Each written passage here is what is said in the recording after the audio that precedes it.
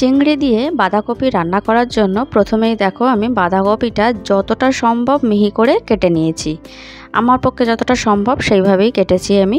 তো সেইটাকেই আমি বাঁধাকপিটাকে এখন একটুখানি গরম জলের মধ্যে ভাপিয়ে নেব।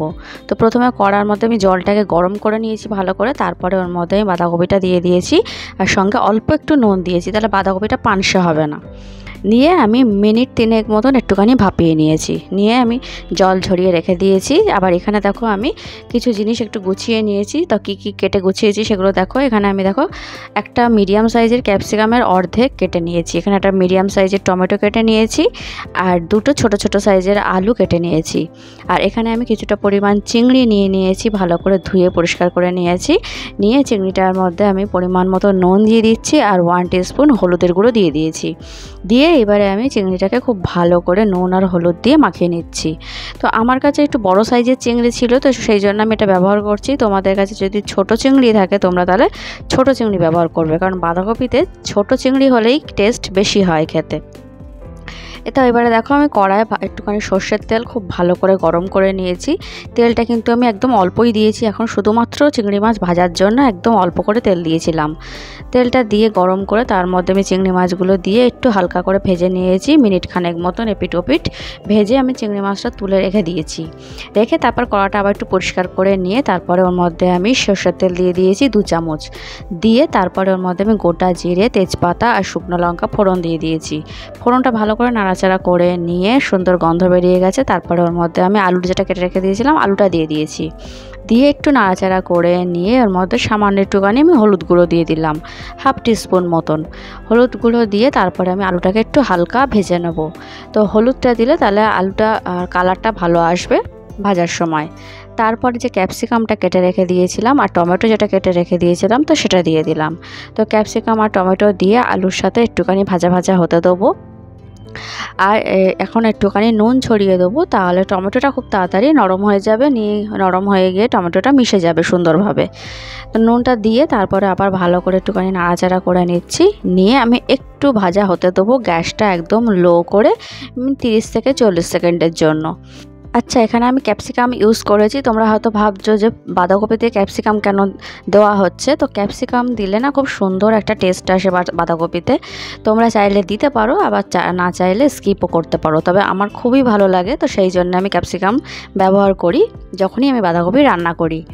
তো এখানে দেখো আমি ওই 30 থেকে 40 সেকেন্ড মতন হয়ে গেছে। তারপরে আমি টমেটোটাকে একটুখানি খুন্তি দিয়ে চেপে চেপে খুব ভালো করে আলু আর ক্যাপসিকামের সাথে মিশিয়ে নিলাম।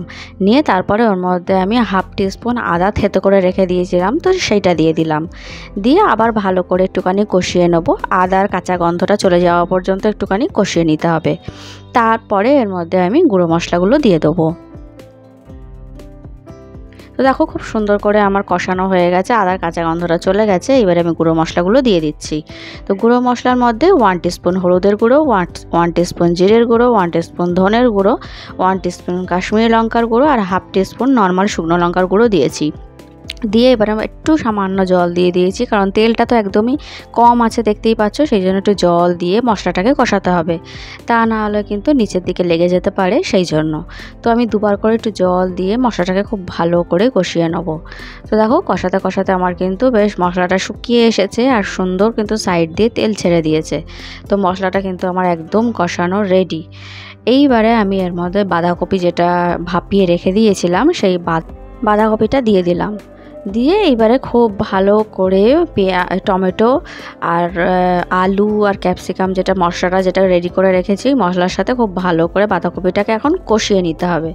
এখন আর কিছুই কাজ নেই, এখন খুব ভালো করে মেশাতে হবে, যাতে মশলাটা খুব ভালোভাবে বাঁধাকপির সাথে মিশে যায়, সেইভাবে খুব ভালোভাবে মেশাতে হবে। আর গ্যাসটা কিন্তু আমি এখন লো টু মিডিয়ামই রেখে দিয়েছি।